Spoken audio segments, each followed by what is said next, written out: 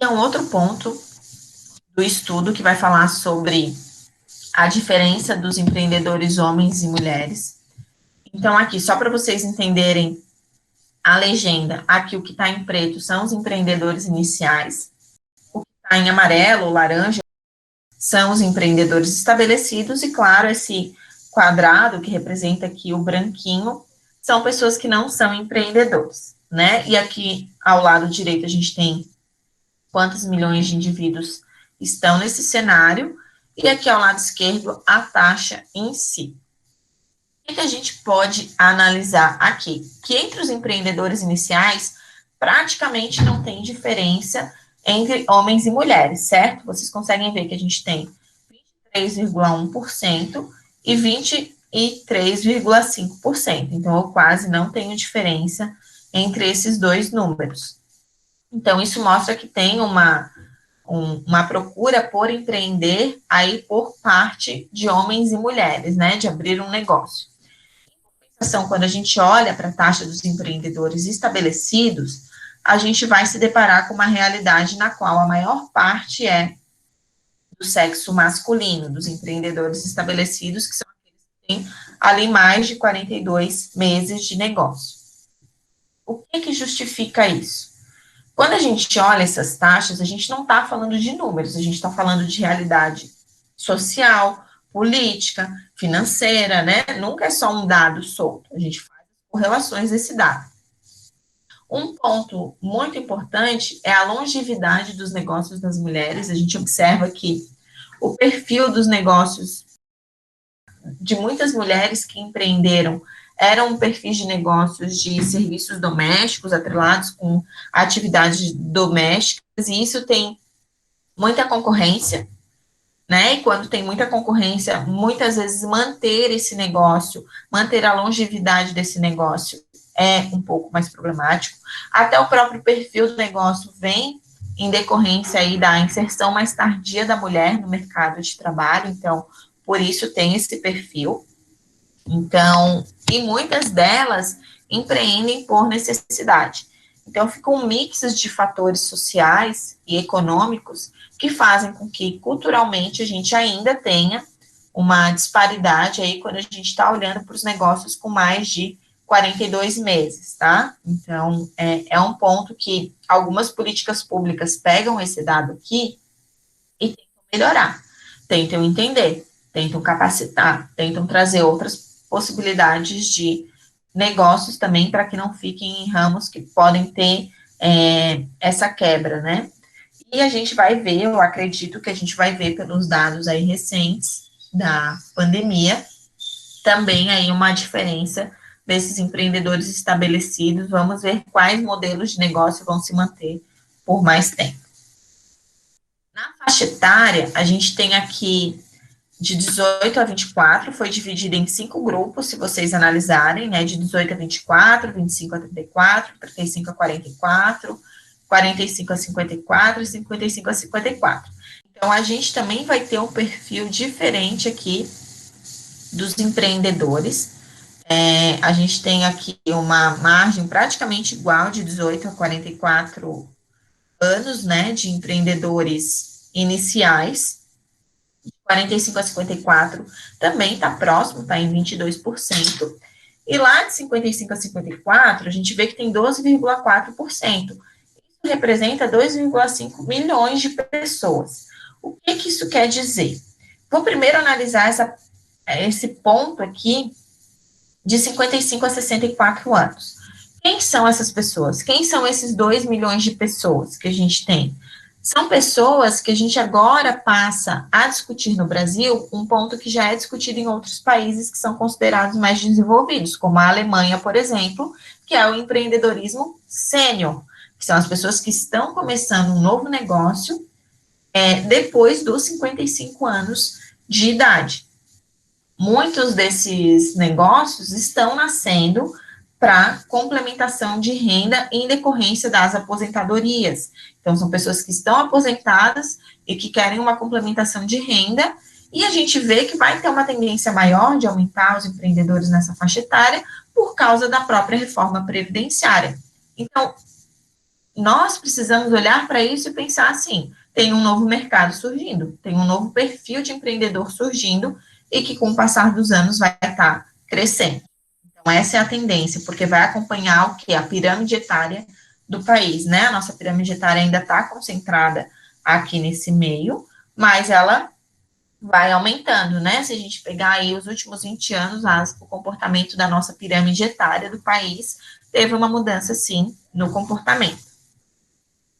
E, claro, dos empreendedores estabelecidos, a gente vai ter o maior número aqui dos 45 aos 54 anos, que são mais ou menos 6 milhões de pessoas.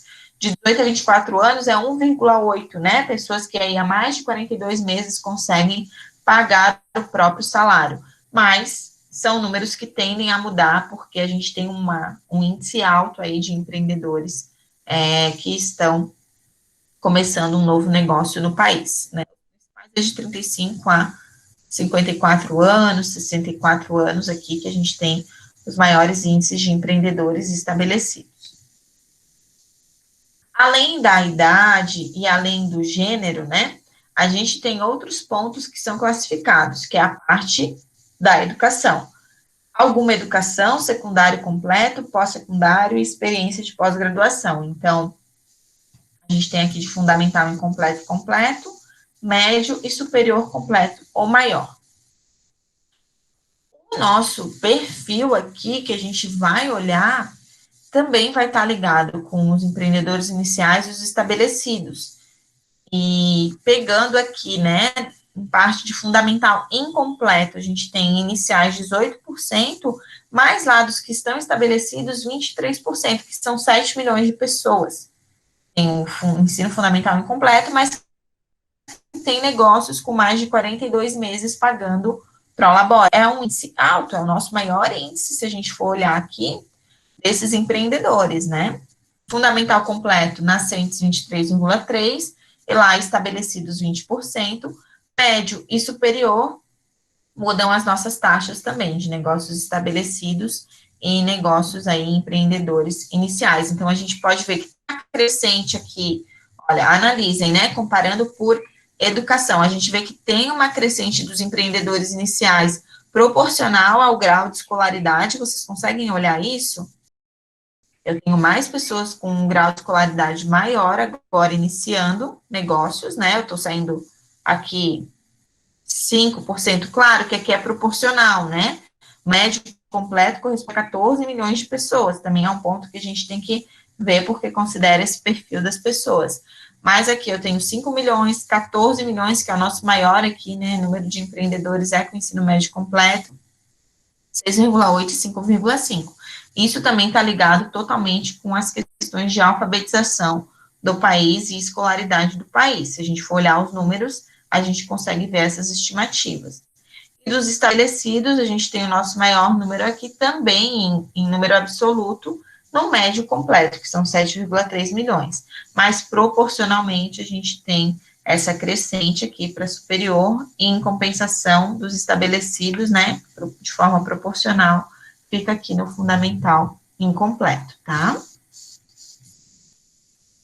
Na parte de renda, a gente tem uma divisão aqui também de 5 pontos, que vai de até um salário mínimo para mais de 6 salários mínimos, então é importante a gente olhar aqui as estimativas, né, em termos de milhões de pessoas, talvez fique mais fácil de compreender o que é esse número.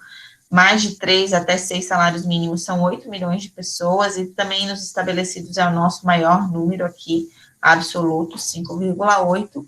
E aqui a gente vai ter que esses estabelecidos aqui tendem a ganhar, né, apesar de ser 2,8%, mais de 6 salários mínimos. A gente tem aqui quase 9 milhões de empreendedores empreendendo para ter um salário mínimo, R$ 1.100. Parem e pensem, como essa pessoa vai ter funcionários? Se o que ela consegue tirar de renda ali de Prolabore é R$ 1.100. Se a gente começar a comparar num gráfico, ele deve ser olhado sozinho. A gente tem todo um cenário aqui, e lá no estudo, ele vai falar muito sobre os problemas de desigualdade no país. Vocês sabem que o Brasil está entre os países mais desiguais, isso já é algo que vem nos acompanhando aí ao longo dos anos. Então, a gente vai ter muitos empreendedores por necessidade, a gente vai ter muitos empreendedores empreendendo para ganhar até 2 salários mínimos, né? Se a gente for somar esses números aqui, é difícil, né? É uma renda que fica complexa de fazer a expansão desse negócio, de gerar emprego, né? Porque quando a gente está falando de empreendedorismo, a gente tem uma expectativa de, além de a pessoa ter o salário dela, que ela gere riqueza também gerando outros empregos, empregando outras pessoas. Claro que existem diferentes tipos de atividades dentro do empreendedorismo, mas isso aqui também é um ponto de análise que a gente tem que pensar. Onde que eu quero chegar quando eu empreender? Talvez a meta de todos seja ter mais de 6 salários mínimos, né? Quem empreende, muito difícil quem empreende cursando um nível superior, vai ter uma estimativa de ganhar até um salário mínimo, certo? Até porque o nível superior pode ser uma das formas que a pessoa escolheu para se capacitar para ter uma renda maior, né? E normalmente a procura pelo ensino superior está atrelada a ter um salário e uma renda maior. Então, também é um ponto que, quando vocês forem fazer lá as estimativas, fluxos de caixa dos negócios de vocês têm que estimar o prolabore de vocês. Claro que isso aqui nos dá um parâmetro de como que está o país, mas é importante vocês também verem, lembrarem, né, que existem ainda algumas barreiras para empreender e para estabelecer um negócio. Em termos de ocupações, né, se a pessoa é empregada, se tem outra ocupação paralela, por exemplo, se é aposentado, inválido, claro, eles até perguntam, mas não teve nenhum ponto. Se é desempregado e procurando emprego, a gente vai ver que tá os nossos índices maiores aqui, se olharmos, né, em termos, tirando o empregado ali, dona de casa em período integral e estudante, ou nenhuma outra ocupação. A gente tem muitos empreendedores que não têm nenhuma outra ocupação, que eles são focados em empreender.